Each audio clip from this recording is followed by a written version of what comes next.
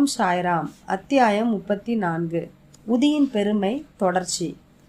டாக்டரின் சகோதரியின் மகள், டாக்டர் பிள்ளை, ஷாமாவின் மைத்துனி, ஈரானிய பெண், ஹர்தா கனவான், பம்பாய் பெண்மணி. உதியின் பெருமை என்னும் பொருளை பற்றி இந்த அத்தியாயம் தொடர்கிறது.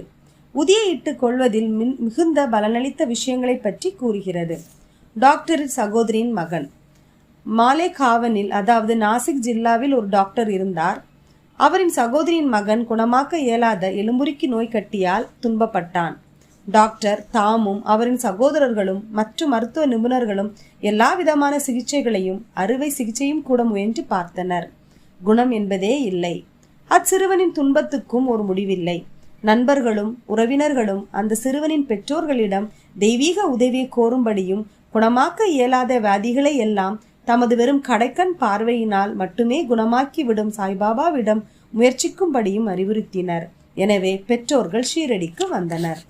பாபாவின் முன்னர் வைத்து பணிவுடனும் மரியாதையுடனும் வேண்டினர். தங்கள் பையனை காக்கும்படி மன்றாடி பிரார்த்தித்தனர்.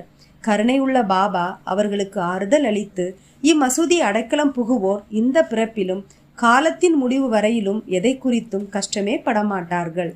இப்போது கவலையற்றிருங்கள். உதியை நோய்க்கட்டியின் மீது தடவுங்கள். ஒரு வாரத்துக்குள் அவன் குணமடைவான். கடவுளை நண்பு. இது மசூதி அல்ல, துவாரகமாயி. இவ்விடத்தில் காலடி வைப்பவன் துரிதமாக உடல் நலத்தையும் மகிழ்ச்சியையும் பெறுவான். அவனுடைய தொல்லைகள் எல்லாம் ஒரு முடிவுக்கு வந்துவிடும் என்றார். பையன் பாபாவின் முன்னால் உட்கார வைக்கப்பட்டான். நலிவுற்ற பகுதியின் மீது பாபா தமது கையை வைத்து தடவி அவன் மீது தமது அன்பு பார்வையை செலுத்தினார்.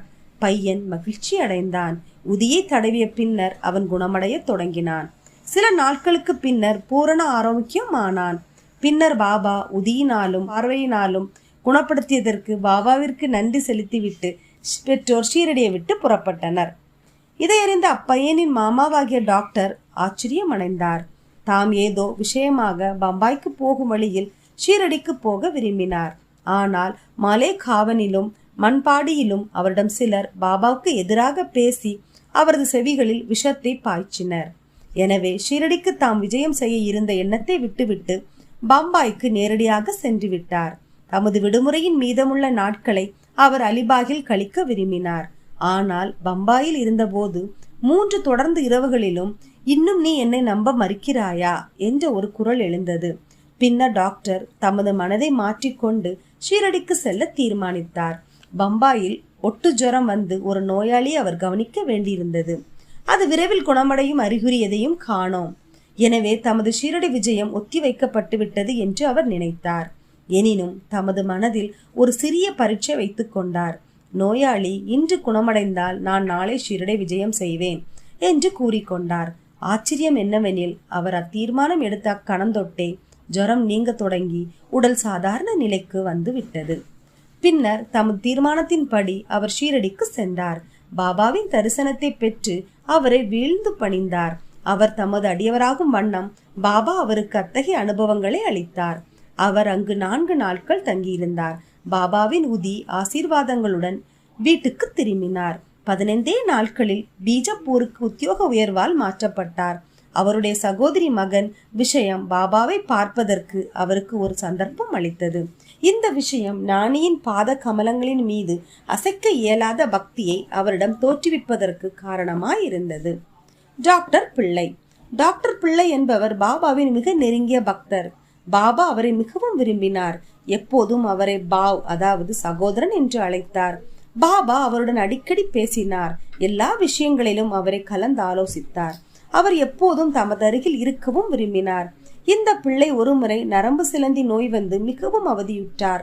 அவர் காக்கா சாஹிப் தீஷித்திடம் இந்த வலி உயர்வதையாகவும் தாங்க முடியாததாகவும் இருக்கிறது. அதைவிட சாவையே விரும்புகிறேன். முள் ஊழ்வினையால் இவ்வலி நேர்ந்தது என்றும் எனக்கு தெரியும். ஆனால் பாபாவிடம் சென்று வலியை நிறுத்தும்படியும் எனது முன் ஊழ்வினையை வரப்போகும் 10 பிறப்புகளுக்கு மாற்றும்படியும் கூறுங்கள் என்றார். தீஷித் பாபாவிடம் சென்று அவரின் வேண்டுகோளை தெரிவித்தார். பாபா அவரது வேண்டுகோளை கேட்டு மனம் இறங்கி தீஷித்திடம் பயப்படாதிருக்கும்படி அவரிடம் கூறுங்கள். ஏன் அவர் 10 ஜென்மங்கள் கஷ்டப்பட வேண்டும்? 10 நாட்களில் அவர் தொல்லையையும் முன்னைய ஊழ்வினைகளையும் உழைத்து நிறைவேற்ற முடியும். அவருக்கு இகபர நலன்களை அளிக்க நான் இவ்விடத்தில் இருக்கும்போது அவர் ஏன் சாவிற்கு வேண்டிக் கொள்ள வேண்டும்? யார் முதுகிலாவது அவரை இவ்விடம் கொண்டு வாருங்கள். நாம் வேலையை செய்து அவர் தம் தொல்லைகளை அடியோடு களைந்து விடலாம் என்றார். டாக்டர் அந்நிலையில் கொண்டு வரப்பட்டார். பாபாவின் வலப்புறத்தில் ஃபக்கீர் பாபா எப்போதும் அமரும் இடத்தில் அமர சேவிக்கப்பட்டார். பாபா தமது திண்டையை அவருக்கு அளித்து, இங்கே அமைதியாக படுத்து ஆசுவாசிப்படுத்திக்கொள். உண்மையான சிகிச்சை யாதெனில் முன் வினைகளின் பலனை அனுபவித்து தீர்ப்பதே ஆம். நமது கர்மங்களின் விளைவே இன்ப துன்பங்கள். எனவே உனக்கு நேரிடும் அனைத்தையும் பொறுத்துக்கொள். அல்லாவே தீர்ப்பவர், காப்பவர். அவரையே எப்போதும் நினை. அவர் உன்னை கவனித்துக் கொள்வார். உனது உடலால், உள்ளத்தால், செல்வத்தால், வாக்கால் அவரை சரணடை. அதாவது முழுவதுமாக. பின்னர் அவர் என்ன செய்கிறார் என்பதை கவனி என்றார். நானா சாஹிப் ஒரு பேண்டேஜ் போட்டிருப்பதாகவும் ஆயினும் அவர் எவ்வித நிவாரணத்தையும் உணரவில்லை என்றும் டாக்டர் பிள்ளை பதில் கூறினார். நானா ஒரு மடையன் என்றார். பாபா, பேண்டேஜை எடுத்து விடு, இல்லாவிடில் செத்து விடுவாய். இப்போது ஒரு காக்கை வந்து உன்னை கொத்தும், அதன் பின் நீ குணமடைவாய் என்றார். இவ்வுரையாடல் நிகழ்ந்து கொண்டிருக்கும் போது எப்போதும் விளக்குகளை ஒழுங்குபடுத்தி மசூதியை சுத்தப்படுத்தும் அப்துல் என்பவர் வந்தார். அவர் தமது சீர் செய்யும் வேலையை கவனித்துக் கொண்டிருக்கையில் தற்செயலாக அவரது பாதம் டாக்டர் பிள்ளையின் நீட்டப்பட்ட கால்களின் மீது பட்டுவிட்டது. அதாவது மிதித்து விட்டார். கால் ஏற்கனவே வீங்கி இருந்தது. அப்துல்லின் கால் வேறு மிதித்து விட்டதால் 7 சிலந்தி புழுக்களும் அதாவது குனியா வாம்ஸ் வெளியே தள்ளப்பட்டன. வலி தாங்க முடியாமல் டாக்டர் பிள்ளை பெருங்கூச்சலில் அலறினார். சில சமயத்தில் அவர் அமைதியடைந்து மாறி மாறி பாடவும் அளவும் தொடங்கினார். பாபா அப்போது, பார், நமது சகோதரன் இப்போது சௌக்கியமாகி பாடிக்கொண்டிருக்கிறார் என்றார். அப்போது பிள்ளை, காக்கா எப்போது வரும் கொத்தும் என்று கேட்டார். பாபா, காக்கையை நீ காணவில்லையா? அவர் மீண்டும் வரமாட்டான். அப்துல் தான் காக்கை என்றார். இப்போது வாதாவுக்கு போய் ஓய்வெடுத்துக்கொள். விரைவில் நீ குணமடைவாய் என்றார். உதியை தடவியும் அதை தண்ணீருடன் உட்கொண்டும் வேறு எவ்வித சிகிச்சையும் மருந்தும் இல்லாமலே பாபா முன்னரே கூறியபடி 10 நாட்களில் வியாதி பூரண குணமாக்கப்பட்டது. ஷாமாவின் மைத்துனி. ஷாமாவின் தம்பியான பாபாஜி ஷாவ்லி விக்கீர் கிராமத்துக்கு அருகில் தங்கியிருந்தார். ஒருமுறை அவர் மனைவி கட்டிகள் உள்ள பிளேக் வியாதியால் தாக்கப்பட்டாள். அவளுக்கு அதிகமான ஜுரமும் அடிவயிற்றில் 2 கட்டிகளும் ஏற்பட்டன. பாபாஜி ஷீரடிக்கு ஷாமாவிடம் ஓடி வந்து உதவி செய்யும்படி கூறினார். ஷாமா பீதி அடைந்தார். ஆனால் தமது வழக்கப்படி பாபாவிடம் சென்று அவர் திருமுன் வீழ்ந்து பணிந்து அவருடைய உதவியை கோரி வியாதியை குணமாக்கும்படி கேட்டுக்கொண்டார். தன் தம்பியின் வீட்டிற்கு போகவும் அவருடைய உத்தரவை வேண்டி நின்றார். பாபா, அங்கே இந்த பின்னிரவு நேரத்தில் செல்ல வேண்டாம். அவளுக்கு உதியை அனுப்புக. ஜுரத்தை பற்றியும் கட்டியை பற்றியும் ஏன் கவலைப்பட வேண்டும்? கடவுள் நமக்கு தந்தையும் எஜமானரும் ஆவார். எளிதில் அவள் குணமடைவாள். இப்போது போகாதே, நாளை காலையில் போய் உடனே திரும்பிவிடு என்றார். பாபாவின் உதியில் ஷாமாவுக்கு பூரண நம்பிக்கை உண்டு. இது பாபாஜியிடம் அனுப்பப்பட்டது. கட்டுகளின் மீது அது தடவப்பட்டது. சிறிது தண்ணீரில் கரைக்கப்பட்டு குடிக்க கொடுக்கப்பட்டது. அதை உட்கொண்டதுதான் தாமதம். பெருமளவில் வேர்த்து கொட்டி ஜுரம் விட்டது. நோயாளிக்கு நல்ல தூக்கம் கிடைத்தது. அடுத்த நாள் காலை பாப்பாஜி தமது மனைவியின் உடல்நிலை தேறிவிட்டதையும் ஜுரம் கட்டிகள் நீங்கி புது வலுவூட்ட பெற்றதையும் கண்டு அதிசயப்பட்டார். ஷாமா அவ்விடத்திற்கு அடுத்த நாள் சென்றபோது அப்பெண்மணி அடுப்பருகில் அமர்ந்து தேநீர் தயாரித்துக் கொண்டிருப்பதைக் கண்டு ஆச்சரியப்பட்டார். தம்பியை கேட்டதும் பாபாவின் உதி அவளை முழுவதுமாக ஒரே இரவில் குணமாக்கி விட்டது என்றும் கூறினார். காலையில் சென்று உடனே திரும்பு என்னும் பாபாவின் மொழிகளில் உள்ள குறிப்பு நுட்பத்தை அப்போது ஷாமா புரிந்து கொண்டார். தேநீர் உட்கொண்டதும் ஷாமா திரும்பினார். பாபாவை வணங்கிய பின், தேவா, தங்களது திருவிளையாடல் தான் என்ன? தாங்கள் முதலில் புயலை எழுப்பி எங்களை நிலகுலைய செய்கிறீர்கள், பின்னர் அதை அமைதிப்படுத்தி ஆசுவாசப்படுத்துகிறீர்கள் என்றார். பாபா, நடவடிக்கைகளின் வழி விளங்கா புதிர் நிலையாக உள்ளது. நான் எதையும் செய்யவில்லையாயினும் ஊழ்வினையின் காரணமாக நிகழும் செயல்களுக்கெல்லாம் அவர்கள் என்னை பொறுப்பாளியா ஆக்குகிறார்கள். நான் அவர்களின் சாட்சி மாத்திரமே. கடவுளும் ஒருவரே, ஒரே செயலாளர், அகத்தூண்டுவிப்பாளர். மேலும் அவர் மிகவும் கருணை உள்ளவர். நான் கடவுளோ பரமாத்மாவோ அல்ல. அவரின் பணிவுள்ள ஒரு வேலை காரணம் அவரை அடிக்கடி நினைவில் இருத்துக் கொள்ளுபவனும் மட்டுமே. எவனொருவன் தமது அகங்காரத்தை ஒதுக்கி தள்ளி அவருடைய நன்றி செலுத்தி அவரை முழுமையாக நம்புகிறானோ அவனது பந்தங்கள் அறுபட்டு போகின்றன. அவன் முக்தி அடைகிறான் என்றார். ஈரானியரின் பெண். ஒரு ஈரானிய கணவானுடைய அனுபவத்தை இப்போது படியுங்கள். அவரது சிறு மகளுக்கு ஒவ்வொரு மணிக்கும் வலிப்பு வந்தது. அப்போது அவள் பேசும் சக்தியை இழந்தாள். அங்கங்கள் குறுகி உணர்வின்றி கீழே சாய்ந்தாள். எந்த சிகிச்சையும் அவளுக்கு எவ்வித குணத்தையும் அளிக்கவில்லை. பாபாவின் உதியை சில நண்பர்கள் அவளது தந்தைக்கு சிபாரிசு செய்து அதை பம்பாயில் விலேபார்லேயில் உள்ள காக்கா சாஹிப் தீட்சித்திடம் இருந்து பெறும்படி கூறினார்கள். பின்னர் ஈரானிய கணவான் உதியை பெற்று தினந்தோறும் அதை நீரில் கலந்து தன் மகளுக்கு கொடுத்தார்.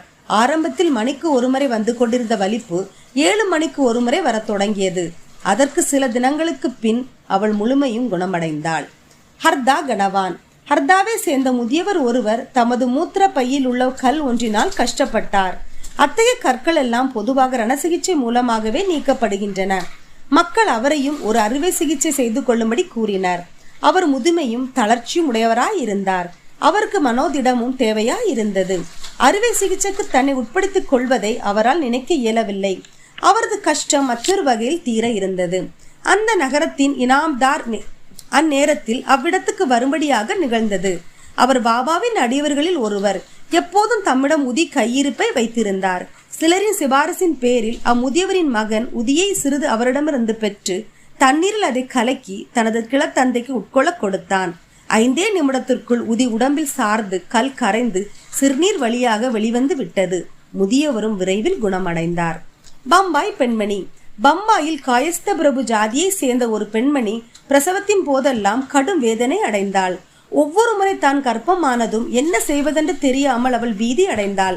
பாபாவின் ஒரு பக்தரான கல்யாணை சேர்ந்த ராம மாருதி என்பார் சுகப்பிரசவத்துக்காக அவளை ஷீரடி அழைத்து செல்லும்படி அவளது கணவனுக்கு அறிவுரைத்தார். மீண்டும் அவர் கருவுற்ற போது கணவனும் மனைவியும் ஷீரடிக்கு சென்று அங்கு சில மாதங்கள் தங்கி பாபாவை வணங்கி அவத்தம் கூட்டுறவால் ஆய பலன்களை எல்லாம் அடைந்தனர். சில நாட்களுக்கு பின் பிரசவ நேரம் வந்தது. வழக்கம் போல் கருப்பையிலிருந்து வரும் வழியில் தடங்கள் ஏற்பட்டது. பிரசவ வேதனை அவள் அனுபவித்தாள். என்ன செய்வதென்று தெரியவில்லை. ஆனால் பாபாவை நோக்கி நிவாரணத்திற்கு பிரார்த்தனை செய்தாள். அத்தருணத்தில் பக்கத்தில் குடியிருந்த ஒரு பெண்மணி வந்து சேர்ந்தாள். பாபாவை தொழுது பிரார்த்தனை செய்த பின் உதி கலவை பருகுவதற்கு அவளிடம் கொடுத்தாள். 5 நிமிடங்களில் அப்பெண் பத்திரமாகவும் வலியேதுமின்றி பிரசவித்தாள். பிறந்த குழந்தை அதன் தலைவிதிப்படி இறந்தே பிறந்தது. ஆனால் தாயோ கவலையினின்றும் வலியினின்றும் நீங்கியவளாய் பத்திரமான பிரசவத்துக்காக பாபாவுக்கு நன்றி செலுத்தி எப்போதும் அவர்பால் நன்றி உள்ளவளாய் இருந்தாள். இத்துடன் அத்தியாயம் 34 நிறைவடைகிறது. ஸ்ரீ சாயை பணிக. அனைவருக்கும் சாந்தி நிலவட்டும். ஓம் சாய்ராம்.